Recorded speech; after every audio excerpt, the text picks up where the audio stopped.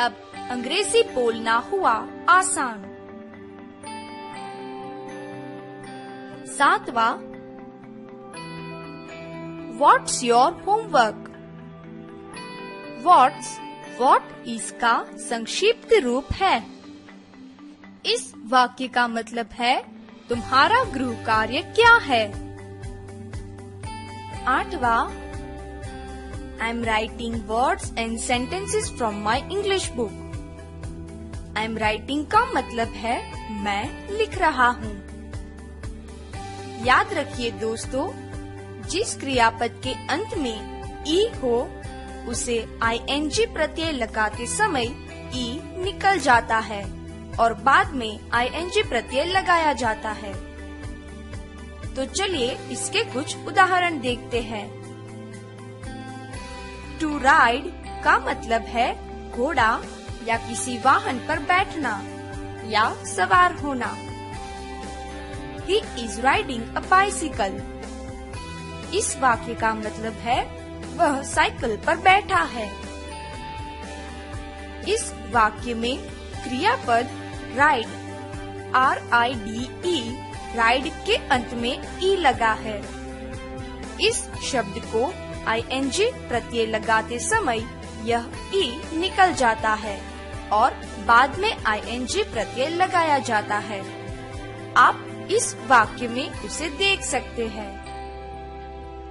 इसी तरह से दूसरा उदाहरण, टू गिव का मतलब है देना। What are you giving me? तुम मुझे क्या दे रहे हो। टू राइज का मतलब है उगना। The sun is rising. सूरज उग रहा है। इन तीनों शब्दों में क्रियापद के अंत में ई लगा है। उसे ing प्रत्यय लगाते समय ई निकल जाएगा और बाद में ing प्रत्यय लगाया जाएगा। दोस्तों, कुछ शब्द जैसे कि वर्ड्स WORDS वर्ड्स, इस शब्द में ओ का उच्चार अ किया जाता है। ऐसा ही दूसरा शब्द है वर्क WORK। वर्क का मतलब है काम। इसी तरह से वर्म WORM वर्म यानी जंतु। और जैसे कि हम जानते हैं दोस्तों, सेंटेंसेस का मतलब है वाक्य। याद रखिए, जिस शब्द के अंत में स, श, ज या फिर ज उच्चार हो उसके बहुवचन शब्द के अंत में इज का उच्चार होता है।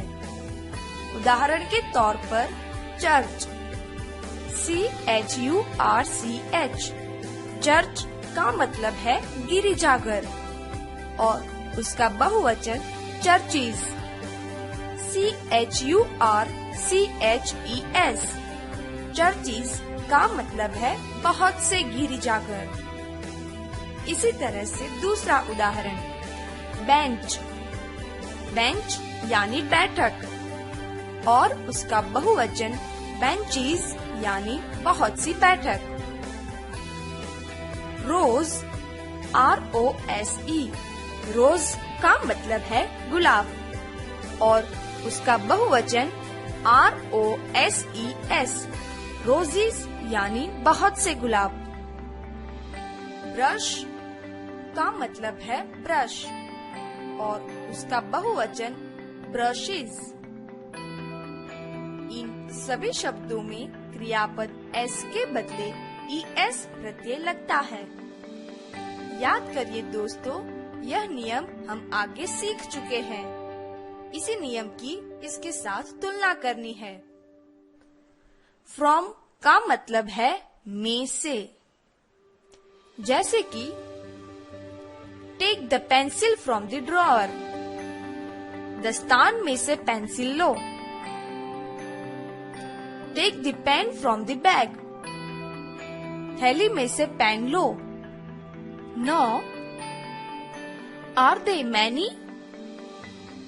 इस वाक्य का मतलब है क्या वह बहुत सारे हैं?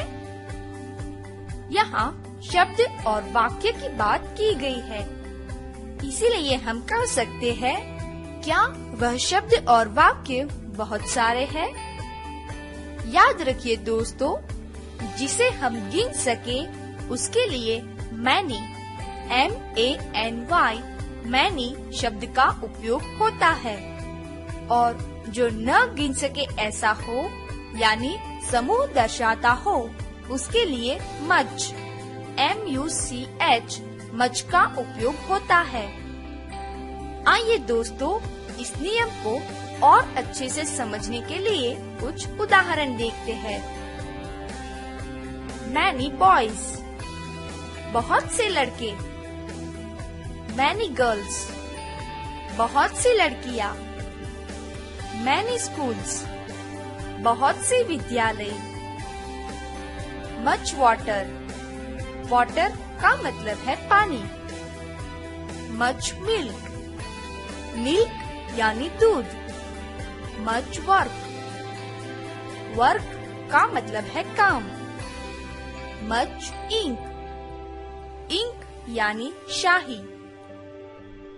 देखिए दोस्तों, बॉयज, गर्ल्स और स्कूल्स आदि को हम गिन सकते हैं, इसीलिए इसके साथ मैनी लगता है।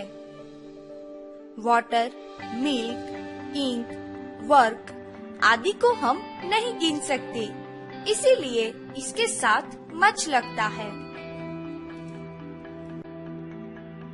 इस ट्यूटोरियल को देख अब अंग्रेजी बोलना हुआ।